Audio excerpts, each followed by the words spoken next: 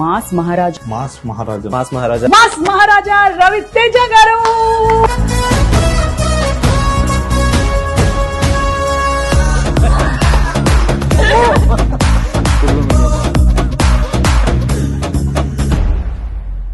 Best memories moments ఏంటండి? ఏం జరిగిందండి అక్కడ? నీకు ఎలా ఉంది ఎక్స్పీరియన్స్?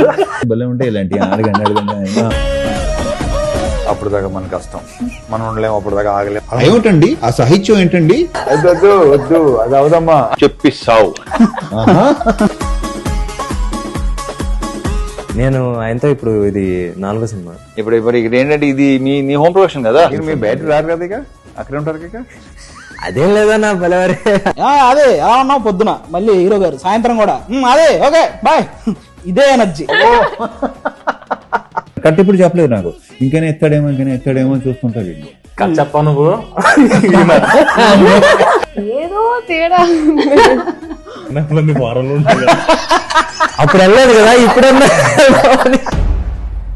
అసలు మీకు ఏంటి, మీకు అసలు ఇది ఉమెన్ ఎంపవర్మెంట్ ఇది ఏంటిరా నాయన, అక్కడ ఏం జరిగిందని? వంశీ గారి స్పీచెస్ ఎంత హైలైట్ తెలుసు. ఆయన ఏమైనా మాడుతుంటే లిటరలీ వంశీకి ఫ్యాన్స్ అసోసియేషన్ ఉంది. ఎగ్జాక్ట్లీ. కొడకల్లారా రాకపోతే చెప్తా మీ పని. గొడవలు జరగడం కానీ, అరుపులు కేకలు, అక్కడ వరకు వెళ్ళకపోయినా ఇన్స్టెంట్ అరుపులు హీరోలతో ఎవరైనా అరుపులు కేకలు వెళ్తే కామన్ సెన్స్ ఉంది. ఆస్తులు అమ్ముకునే అంత బ్యాడ్ పొజిషన్ లో ఉంటే దుబాయ్ ఎలా వెళ్తారో నాకు లాజిక్ అర్థం కాల. ఇప్పుడు నాకు ఒకటి చెప్పు, ఉన్న సరదాగా జాక్ గురించి మాట్లాడుకోవచ్చా? అయ్యో శుభ్రంగా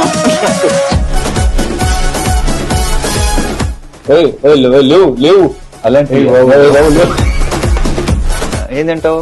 ఏదైనా పర్లేదు ఏంట్రా, ఏదైనా పర్లేదు ఏదో ఒకటి చెప్తా. సూపర్ ఫిల్మ్స్, అందుకే పెద్దగా వర్కౌట్ అవ్వాలి.